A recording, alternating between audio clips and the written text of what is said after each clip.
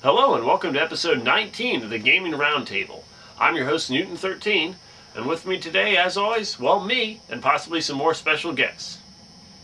Now today we'll be reviewing Pokemon Mystery Dungeon Explorers of Darkness on the Nintendo DS. This game has had several releases over the past couple of years, including the most recent Explorers of Sky.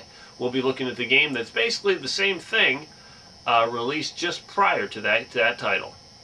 Enjoy the show. Well, I'm ticking like a time bomb, and I'm about to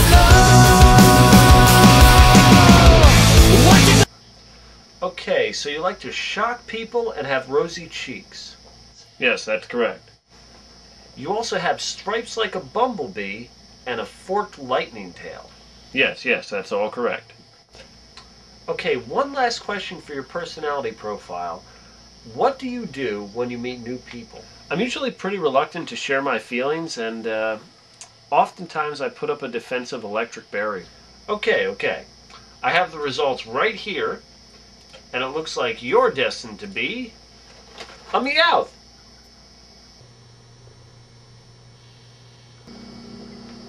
Could you check again?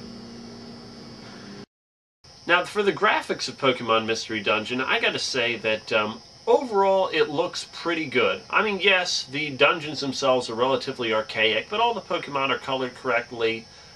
They look actually very good, and they use like the photograph dialogue thing, and overall it looks pretty good. For graphics, I give Pokemon Mystery Dungeon Explorers of Darkness a 3 out of 5. Now, for the sound of Pokemon Channel, I gotta say, I'm a little disappointed. I know they can do better than this. I mean, the Pokemon don't sound anything like they should, and I know it's a portable device, but they don't even have their Game Boy grunts. They just kind of flop around and you hear, bidoo, bidoo, bidoo. Really? Could Pikachu at least go, Pikachu? I don't expect him to say Pika, but come on, people. We can do better than this.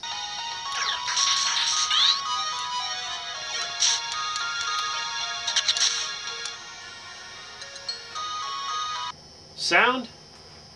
Why is it so generic? 2 out of 5. Now, as far as the gameplay is concerned, God, it's so repetitive. I mean, yeah, I know it's a dungeon crawler, but these randomly generated dungeons end up looking like the same squares that you're visiting over and over and over again, and it's just a rush of getting to the end of the game. And even when you finally do make it to the end, you find out that after rushing through all these bosses, which are real pushovers, the last boss is a royal pain in the ass. I finally beat him, but it took me 10 levels gained after I entered that dungeon. Ridiculous. Is this game for kids? Who knows?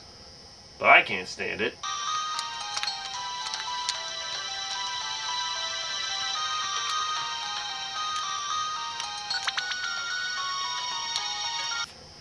As for gameplay, it's tolerable, but it just seems like torture. 2 out of 5. Now it's time for another fun segment with Decker Shadow, Retro Reflections.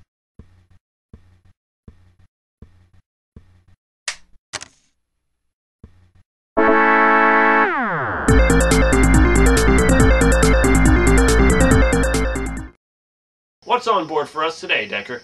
Well, recently I've been kicking around a lot in Fatal Labyrinth for the Sega Genesis. Oh, wow. That game, woo, I haven't played that in ages. How does that compare to Mystery Dungeon? Well, they have a lot of similar qualities.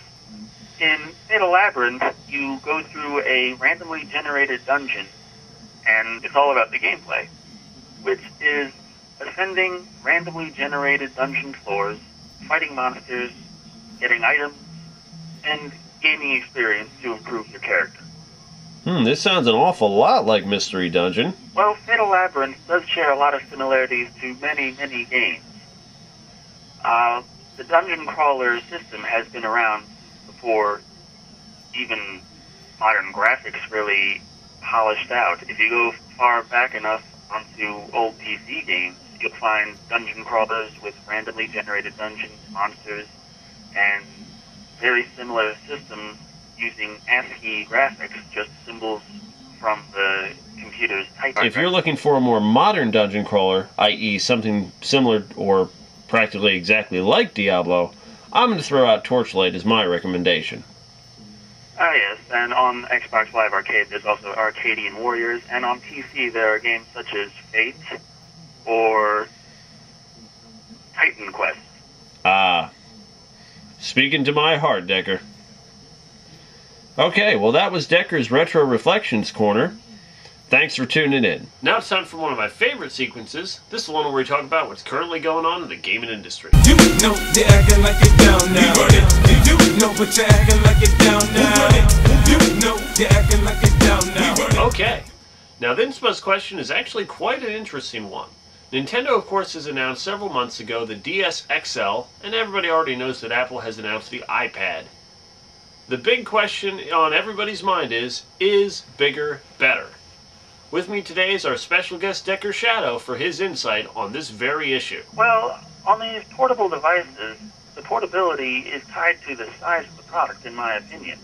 While the DSi XL isn't so large it is unable to be taken around as a portable gaming system, I find the concept of making the screens bigger to be pointless, as the DSi screen and the DS Lite screen, respectively, are perfectly fine just the way they are for what they do. The larger screens will make some of the games look a little odd with larger than necessary text. Anime Lady, what's your take on this whole situation?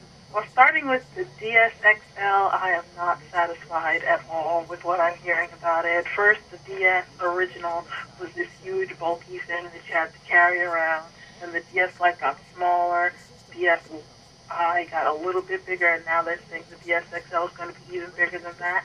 So first it started off bigger, it got smaller, and now we're going back to bigger again. So I like the fact that the DS Lite was the smallest one, and the PSP was getting into the whole thing about it, because that was the big, huge handheld console that you had to have, and they came out with the PSP Go, which is a lot more portable, so I do like the smaller ones. I'm not liking that the DSL is getting bigger. With the Apple iPod, I'm not really seeing a lot of happiness around anything that I'm hearing about that. It's going to be a huge disappointment, I think. It's this big, bulky thing that you have to carry around. The only thing that it does is all the apps that the Apple iPod and iTouch did, which, if you're going to spend so much money on the DS iPad, why not just bother getting the Apple iPhone or iPod Touch? And back to you. You know, I want to say that I think that bigger is not necessarily better, and I agree with you. The iPad is gigantic. The DS XL is gigantic. And seriously, the whole idea of a portable device, be it a portable media device, a portable game system, is, what am I saying over and over again? Portable. I want to be able to take it with me. If the thing is this freaking big, it's not going to fit in my pocket. I don't want it. Not much quiet about reinvention. Why have settled for stuff that is half new, like a volume beyond For my overall score, I give Pokemon Mystery Dungeon Explorers of Darkness a 2 out of 5. Okay, now this is certainly not a game that I recommend.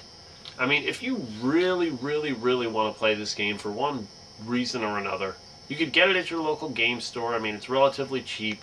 I got the eBay prices on your screen right now, but it'll start off interesting. I'm not going to lie to you. I thought the story was interesting when I first latched onto it, and then it just becomes a giant cliche.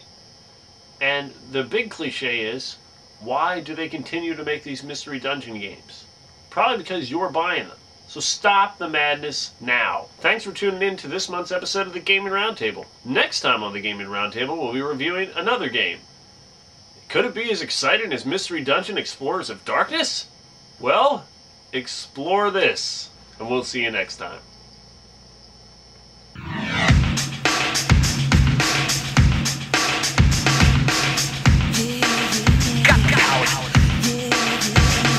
So you wanna be a master of Pokemon? Understand the secrets and have some fun. So you wanna be a master of Pokemon? Do you have the skills to be number one? I wanna take the ultimate step, find the courage to be bold, to risk it all and not forget the lessons that I hold.